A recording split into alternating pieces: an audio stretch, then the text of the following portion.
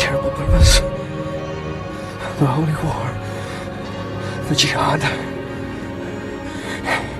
Am I the one? Do you think you could have a chance? It's not the judge. Si ho Chelsea. Si ishidam shabito lete parshi. Matsash vati. Is that okay?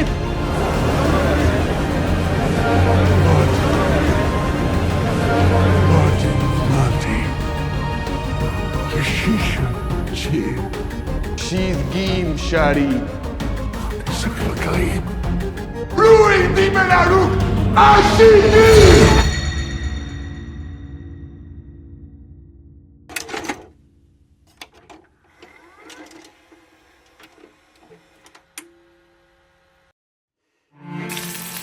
Dinner's on the stove.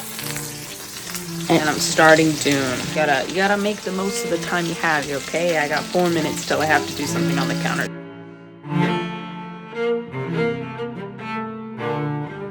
Okay, I'm sat with my dinner. I can already tell I'm gonna love this book. Obviously, I'm biased because I already know I like the story, but the scariest part of starting a book that you've been anticipating is like wondering if you're actually gonna like the writing style.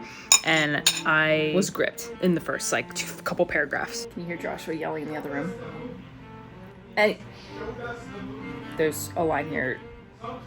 He's getting louder. Anyway, I'm gonna try to talk over him. There's this line about Paul's observation skills. It says, he studied the tallness of her being his mom, saw the hint of tension in her shoulders as she chose clothing for him from the clothing racks. And I read that, I'm like, no young teenage boy is gonna notice tension in his mom's shoulders. And then the very next line, another might have missed the tension, but she had trained him in the ways of the Bene Gesserit. So as soon as the question was raised in my head, as soon as the doubt was raised, it was immediately answered. So that's really impressive, and I'm only 2% in. I'm not gonna put any time limit on myself, because I really just want to enjoy the read. Also, can I just say, this is such a pet peeve for me when they change the cover of the book to show the movie. Look, dude, all of them are correct, and then that means I have to read the rest before they can manage to make movies out of them. How long will it take for this to finish Dune? 11. That's it? Oh, wait, it's going up. I was definitely not ready for this book when I started to read it when I was in high school, because there is so much packed in the first few chapters, and literally all I remember about it was the sand. I remember being able to feel the heat of Arrakis, but otherwise all of this just...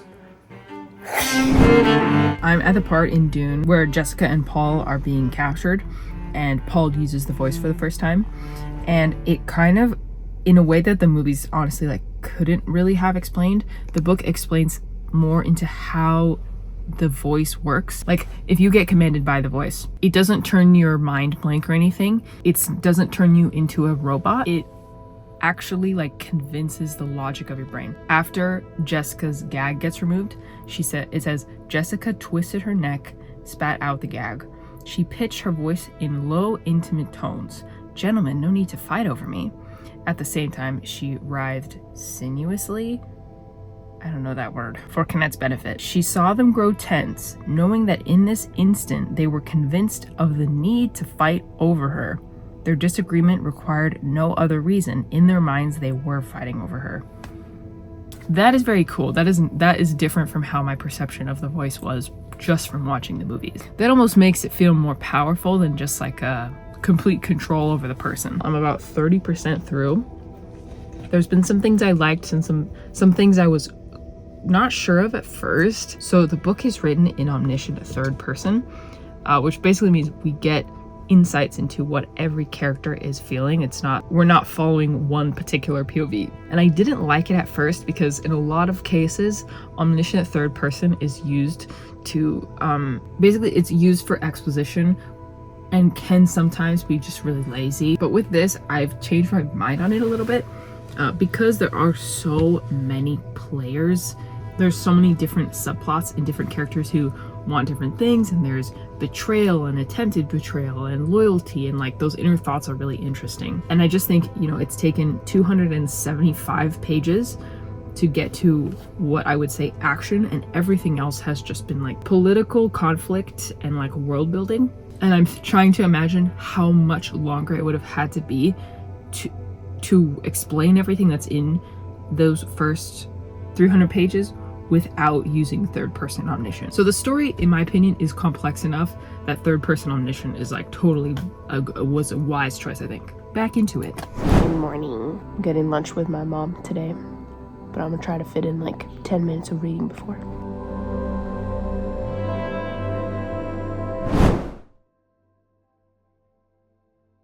Hello there. First of all, please observe my drip. Johnny! Joshua got me this as a gift. According to my Kindle... Hi, bud. He loves this chair. They all do.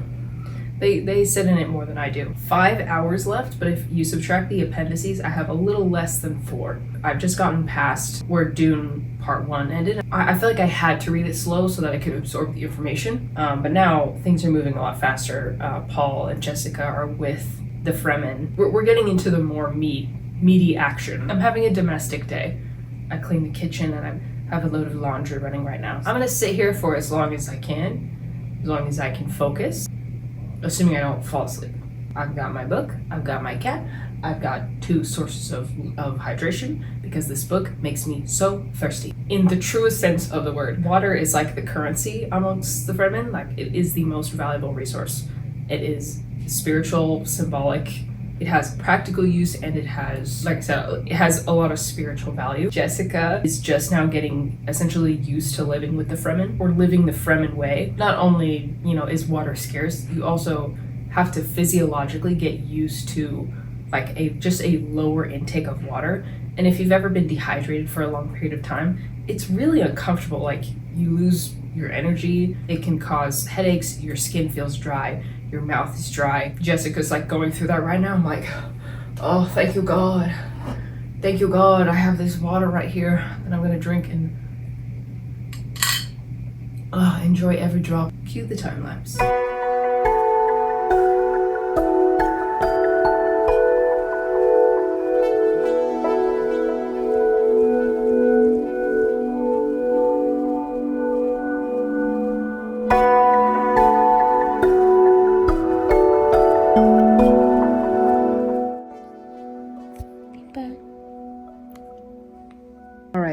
I have about 4 hours, so that's actually like 2.5. I definitely dozed off and got distracted a couple times. It is very hard to stay alert when there are sleepy cats hanging out around you and on top of you. We're people.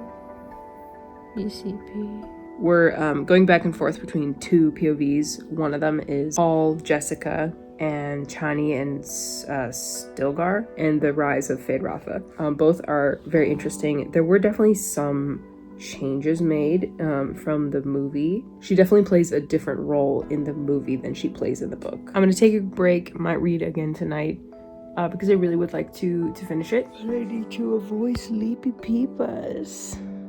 Sleepy peepers who distract me, make me sleepy. Alright, is this thing on unlike last time? Man, this book is picking up. It is very, very exciting now. And where the first half was almost, at least as far as flow and story, identical to Dune 1, close to it, this second half of the story is quite different. That's not to say that the movie was not accurate to the book. There are a few details that have changed, but we're getting different segments of time. After I finish, I'm going to rewatch Dune Part 2 just to refresh my memory, and then obviously I'll give my full review and talk about the differences between the book and the movie, which, by the way, there will be spoilers at this part, so if you're not interested in spoilers, beware of the end, I guess. The book jumps ahead in time pretty dramatically. We see less of the early stages of Paul integrating into the Fremen, and there's a time jump of at least 2 years, and we catch back up with Paul, Chani, Stilgar, Reverend Mother when the overarching conflict kind of starts to rev up. More details coming. According to this, I have 2 hours and 26 minutes, so if you subtract the appendices, that's about an hour and 15 minutes. At very least, I should probably finish it tomorrow. I'm organizing my thoughts. I've been highlighting and taking notes. Once I finish it, we'll dive in. Again.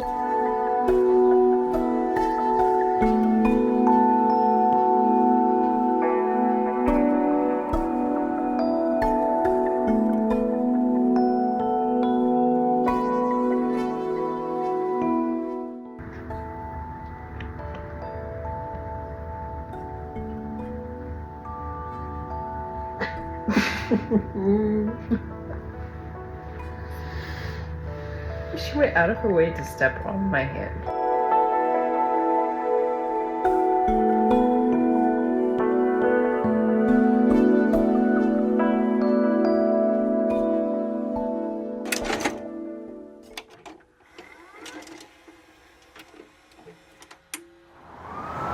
Look at us outside together. All right, I have finished Dune. I wanted to come outside for a change of scenery, and the lighting is nice, but it's so windy. And now there's cops. Fair warning, this section of the video is going to assume that you have at least watched the Dune movies. If you haven't and you would like to avoid spoilers, this is probably going to be your big warning. However, there's also going to be a heavy spoiler section, and I will warn you in advance when that's about to start, and I'll give you timestamp to where you can skip ahead. That will be for the people who like Dune and are not interested in reading the book and just like want the tea. But I can't really talk about Dune, the book, in comparison to the movie without giving certain spoilers. But the purpose of this section is to give my thoughts just on the reading experience, essentially like a book report, like a personalized book report. Things I liked, things I didn't like, things that were very different from the movie, and the different methods of storytelling that the book uses and the movie doesn't. Oh, we got a fire truck now. So the first thing I think is worth talking about is the thesis of Dune. Not just what is the story, but what is the point of the story. I think the thesis of the book and the movies are the same, and it's that heroes, saviors,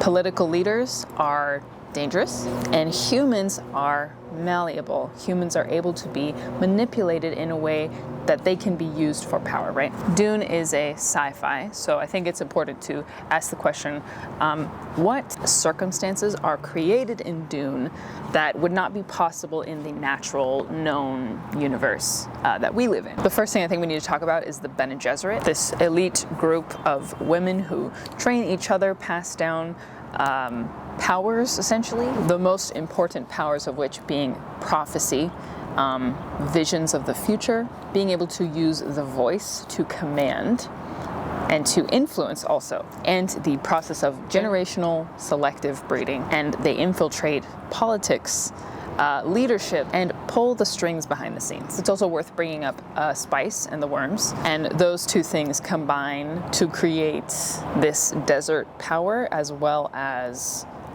just mental malleability.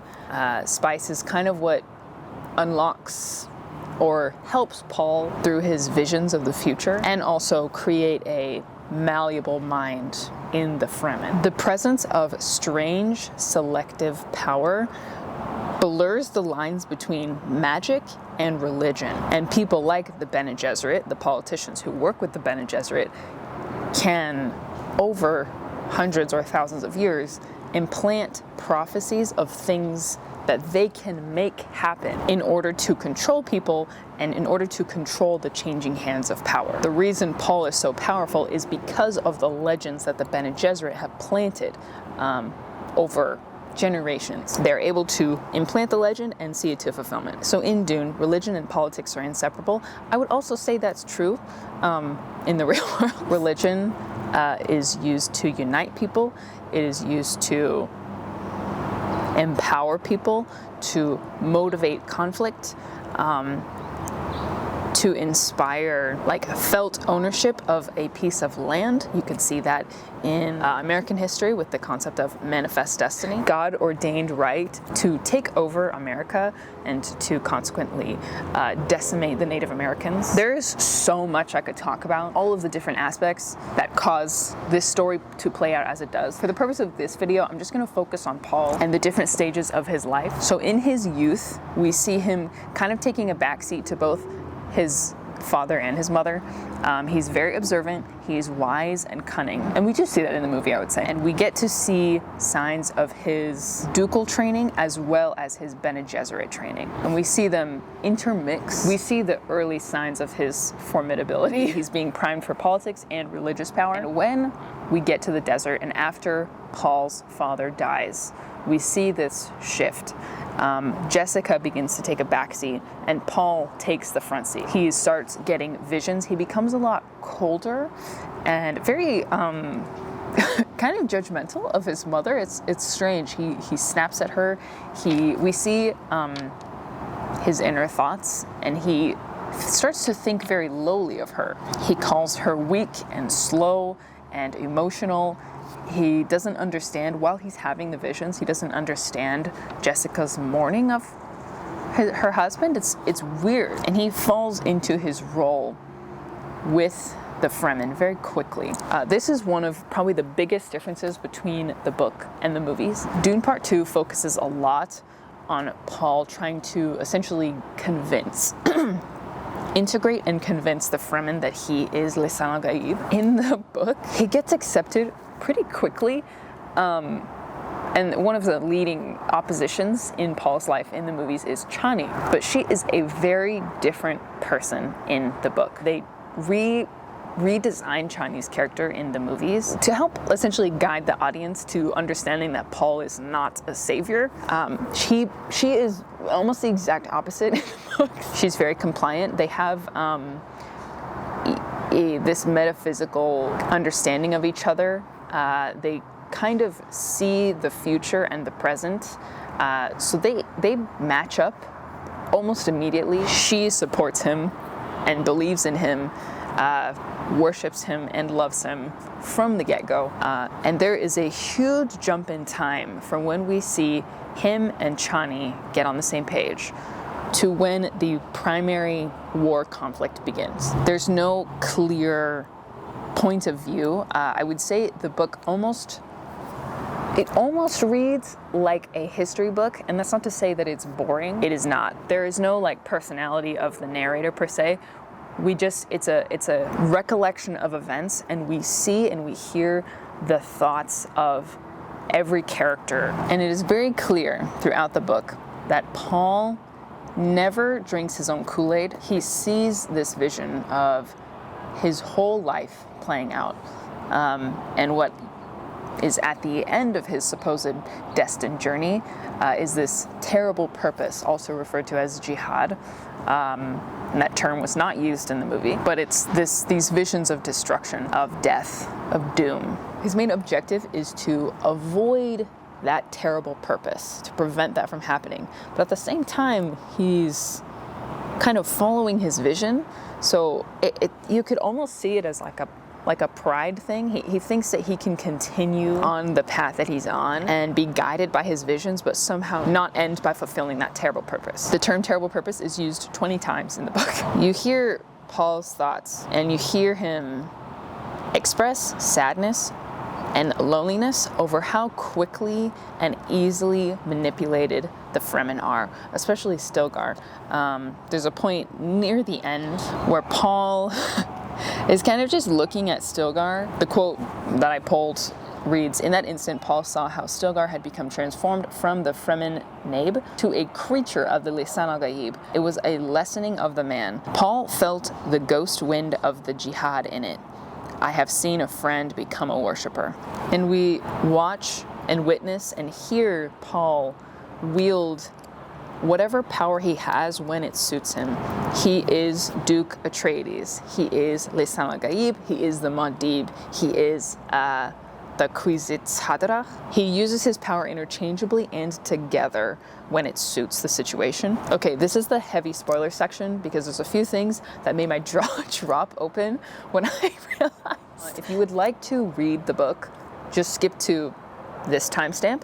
If you don't want to read it, but you want to know the tea, you can watch this part. Paul and Chani have a son, and we never actually meet their son, who's really just a baby, and the son dies. The son gets killed near the end. He gets captured and killed by the Emperor. The biggest thing to probably draw from this is Paul's reaction is almost exactly the same as when the Duke dies. His first reaction is completely unemotional. However, he feels a grief, but it's like far away. It's not an emotional grief. It's like it has to be because once he starts having his visions, he kind of sees time as a flat plane. He's in his present moment, yes, but he's always aware of his terrible purpose and the sequence of events that lead to it. So he's very emotionally removed. And similarly with how he only starts to grieve his father after those visions are done. And when he kind of returns back to being Paul, Jessica's son, that he starts to grieve with her. And similarly, he doesn't start to emotionally grieve until Chani is present and until he sees and witnesses her grief. He sees her eyes that she has wept for the dead, which is significant because she shed water for the dead. Yeah, he only really grieves through her. This is the description of the Duke's death. His mother's grief could still be heard, his own lack of grief could still be felt, that hollow place somewhere separated from his mind, which went on in its steady pace, dealing with data, evaluating, computing, submitting answers in something like the Mentat way. And now he saw that he had a wealth of data few such minds ever before had encompassed, but this made the empty place within him no easier to bear. And this is his description of when his son dies. Paul saw the marks of tears on her cheeks, Chani's cheeks. She gives water to the dead. He felt a pang of grief strike through him, but it was as though he could only feel this thing through Chani's presence. He acts as a god almost. Like it's almost like a self-aware god-like behavior. It's strange. It's strange, and it challenges you as a reader to kind of keep a level head about what's going on. He only has this power because the Bene Gesserit have selectively bred, and through Jessica's disobedience, he was born as a Kwisatz Haderach.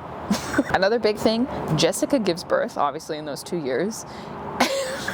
Her daughter is like, just like a full-grown Bene Gesserit Reverend Mother. She has all of the powers and the knowledge and history that Jessica has, but she's like 2 years old. And she speaks so authoritatively. Little Alia also, she is the one who kills the Baron. She pricks him with like a poison needle. By the way, the descriptions of the Baron in the book are disgusting. Oh my gosh, so gross. Oh, also, by the way, the Baron, it's hinted at in the movie. You could probably figure it out. But the Baron is a full-on crocodile. I don't know if I could say the other word without getting like demonetized, but it is gross. I didn't like that. I didn't like reading it. But I do think power and money leads to evil. Wealth leads to evil. Once every desire you have can be acquired, people historically reach for things that are forbidden, for things that are strange. And I think that's something to think about. Okay, this will be the end of the heavy spoiler section. J.R. Tolkien, who wrote Lord of the Rings, did not like Dune. It's crazy to think that those two were alive and writing books at the same time. And Tolkien was respectful about it, but he said, "It is impossible for an author still writing to be fair to another author working along the same lines. At least I find it so. In fact, I dislike Dune with some intensity. And in that unfortunate case, it is much better, much the best, and fairest to another author to keep silent and refuse to comment." I mean, Lord of the Rings is a hero story. Beautiful purpose as opposed to a terrible purpose. And I think both can coexist. And readers, religious and not religious, can glean from both of those types of stories and come to their own conclusion.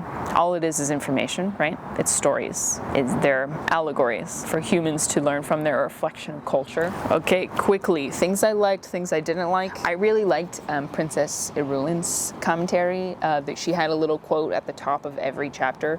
And it's either like sayings of the Muad'Dib or other, basically historical accounts of the life and actions of Paul Atreides. And it did really feel like you're reading an account of events.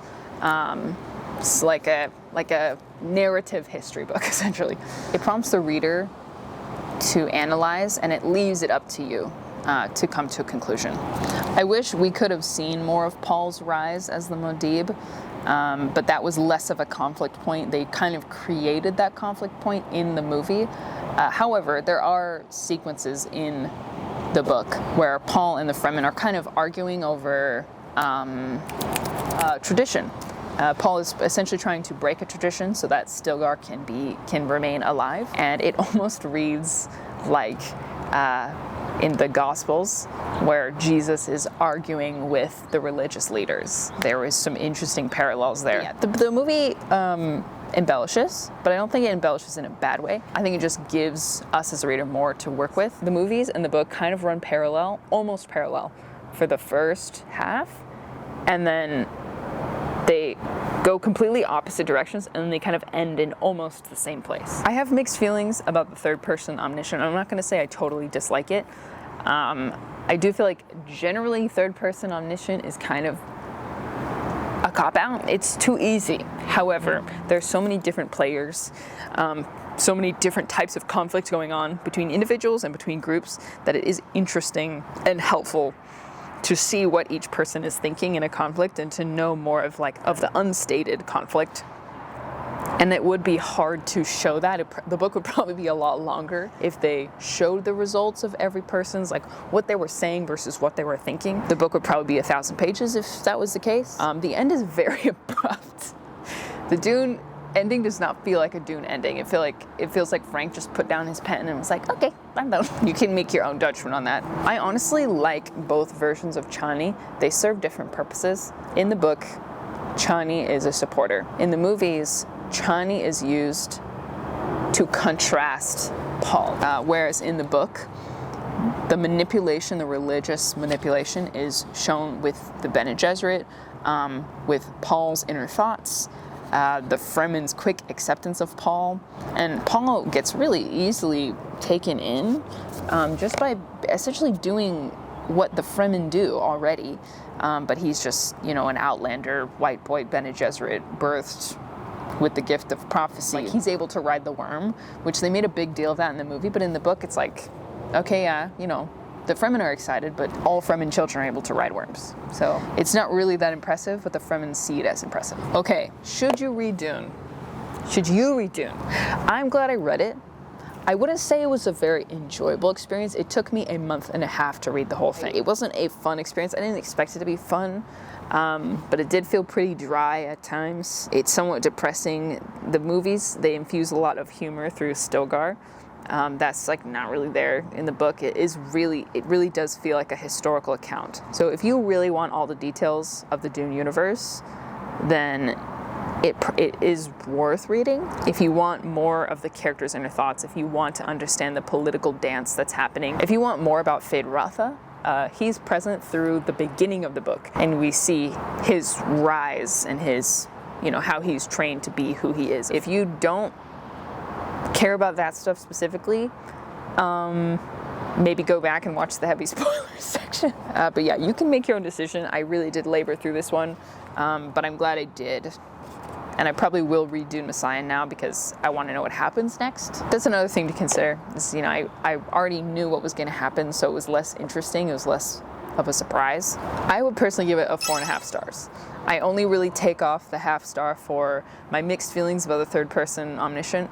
Times where I felt like it could have been more interesting than it was. But I have to give it so much props because it's insane that a book written in the 50s still feels futuristic. 70 years have passed and this book still feels like it's from the future. A book that can stand the test of time like that, a story that can stand the test of time like that is incredible. I found Dune to be very thought-provoking. Thank you for watching. I hope you enjoyed. Let me know what you're reading. I'm moving on to something a little lighter. I'm gonna read, I think, You, Me, and the Nightmare Painter, because it's one of Joshua's favorites. I won't be reading Dune Messiah for a while. Or maybe I'll read like a chapter a day. Subscribe, like, and there's someone around the corner, so I gotta wrap it up.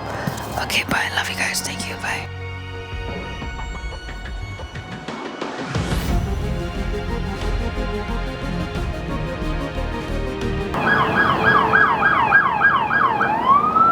Are they coming to arrest me? What's up, y'all? This is Timothy Chalamet. Timothy 小明 And Austin.